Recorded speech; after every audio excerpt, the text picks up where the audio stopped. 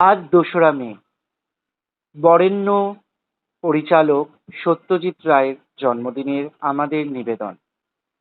আজ ২রা মে, আমাদের সকলের প্রিয় চিত্র পরিচালক সত্যজিৎ রায়ের জন্মদিন।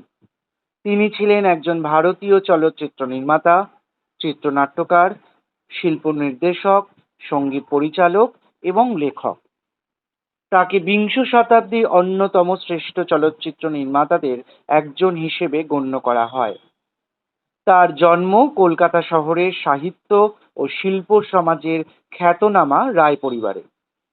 তার পূর্বপুরুষের ভিটে ছিল তৎকালীন ব্রিটিশ ভারতের ময়মনসিংহ জেলার কিশোরগঞ্জ মহকুমার, যা বর্তমানে বাংলাদেশ কটিয়াদী উপজেলায় মৌসুয়া গ্রামে।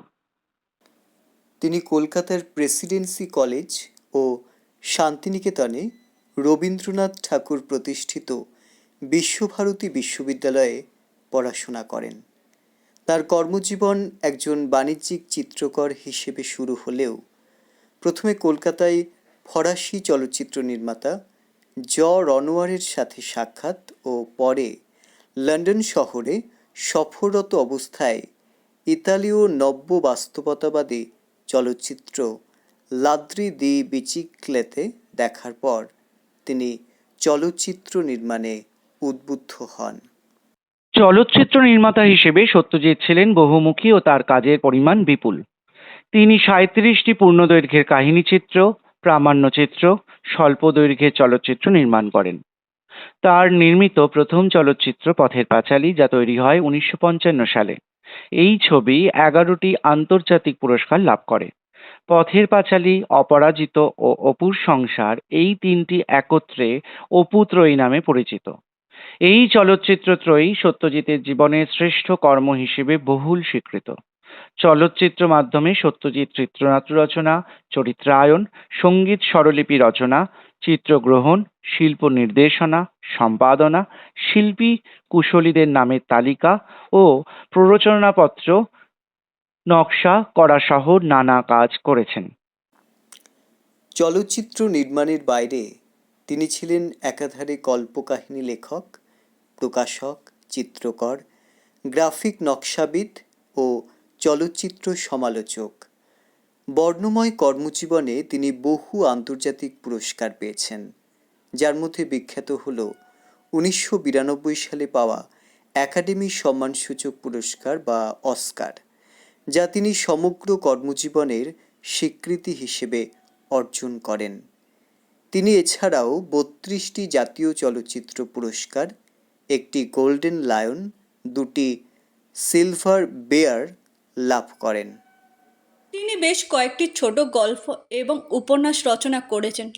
প্রাথমিকভাবে শিশু কিশোরদের পাঠক হিসাবে বিবেচনা করে কল্পবিজ্ঞানে তার নির্মিত জনপ্রিয় কাল্পনিক চরিত্র গোয়েন্দা ফেলুদা এবং প্রফেসর শঙ্কু।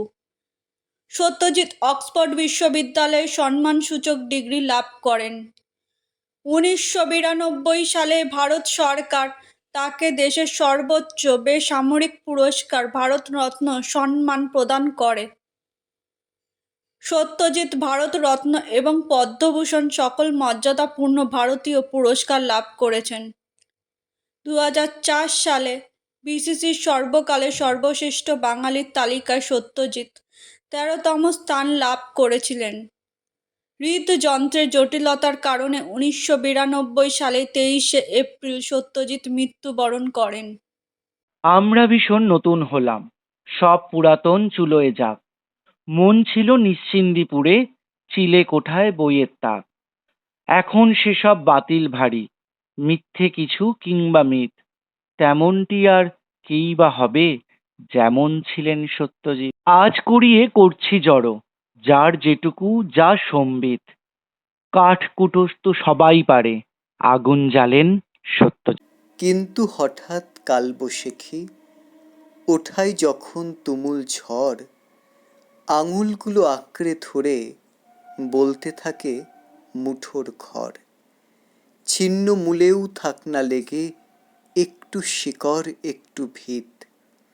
ঝড়ের রাতে পথ চেনাতে হাত ধরেছেন সত্যজিৎ। সব পুরাতন যায় না চুলোয়, আমরা বরং কবর যাই। পরশপতর খুঁজলে কিছু, মানিক জোটে খানিক ছাই। আজ কুড়িয়ে করছি জড়ো, যার যেটুকু যা সম্বিত। কাঠ কুটুস তো সবাই পারে, আগুন জ্বালেন সত্য। আজ কুড়িয়ে করছি জড়ো, যার যেটুকু যা সম্বিত। কাঠ কুটুস তো সবাই পারে, আগুন জ্বালেন সত্যজিৎ।